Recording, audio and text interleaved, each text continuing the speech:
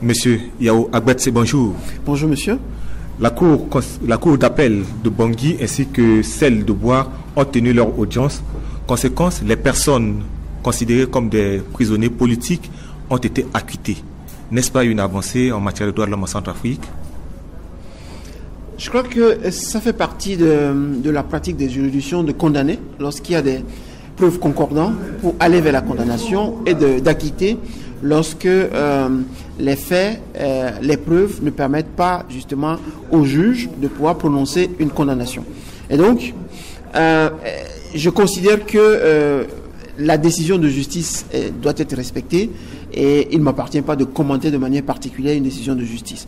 Une fois rendue, je crois qu'il appartient à qui de droit de procéder à son exécution, que ce soit les autorités politiques, mais aussi les autorités judiciaires, pour que voilà, les personnes qui sont concernées puissent justement continuer leur vie.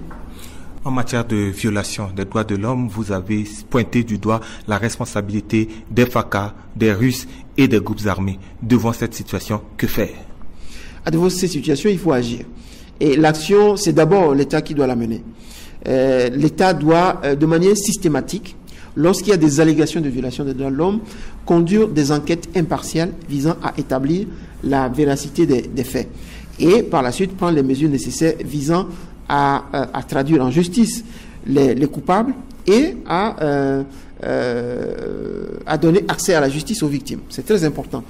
À Boyo et à Bombari, au centre du pays, on assiste à un phénomène appelé les Wagner noirs, où les éléments anti-Balaka des groupes armés sont utilisés par les alliés russes du gouvernement pour commettre des exactions.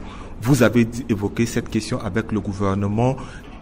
Quelle a été la réponse du gouvernement? Est-ce que vous êtes satisfait de cette situation? Je crois que je voudrais d'abord adresser mon indignation en fait par rapport à cette situation et dire que je suis avec les victimes. La communauté musulmane qui a été ciblée à Boyo, je voudrais exprimer toute ma sympathie et mon admiration par rapport à leur capacité de résilience. S'ils continuent par vivre aujourd'hui, c'est cette résilience qui leur permet de pouvoir surmonter les difficultés. Par rapport au gouvernement, lorsque le rapport a été présenté, le gouvernement a réagi en fait par écrit en prenant acte de la situation et s'est engagé justement à mener un certain nombre de démarches. D'abord, il y a une enquête qui a été ouverte au niveau de la cour d'appel de Bambari et d'autres démarches doivent être effectuées, en tout cas en se basant sur les recommandations formulées dans le rapport de Boyo.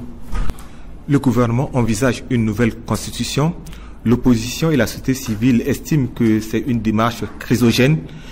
Vous qui avez porté ce problème dans vos échanges avec le gouvernement, qu'est-ce que vous avez pu obtenir pour essayer de décrisper la situation actuelle?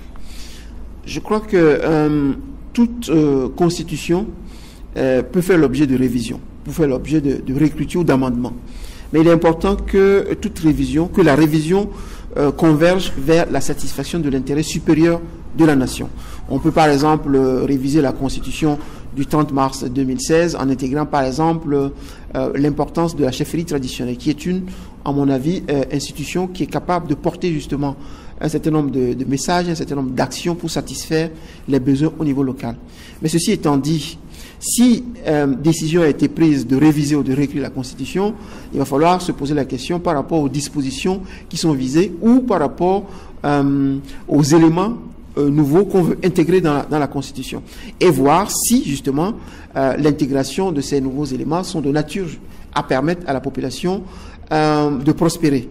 Parce que la Constitution, c'est le test fondamental de la nation et qui fournit la dynamique, qui fournit le socle, qui fournit la base nécessaire pour pouvoir déployer l'action de l'État. Et donc, il faudrait qu'on puisse savoir exactement les dispositions spécifiques qui sont visées par la révision de la Constitution et de juger par la suite si cela est opportun ou pas par rapport aux besoins de la population, par rapport aux intérêts de la population, par rapport à la marche du pays vers la paix.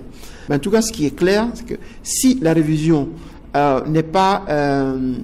le processus de révision n'est pas mené de façon consensuelle, si la procédure n'emprunte pas une voie de dialogue, Si la procédure ne permet pas une participation de l'ensemble de la population, parce que la Constitution, ça concerne l'ensemble de la population. S'il n'y a pas ces deux éléments, la participation, le consensus, le dialogue autour du projet de révision, de réécriture de la Constitution, il me semble que on peut aller au-devant d'un certain nombre de périls qui ne seront pas de nature à permettre à la population de jouir de de faire en sorte que on marche de manière apaisée vers la réconciliation. Monsieur Yao Agbetse, je vous remercie. Merci, monsieur.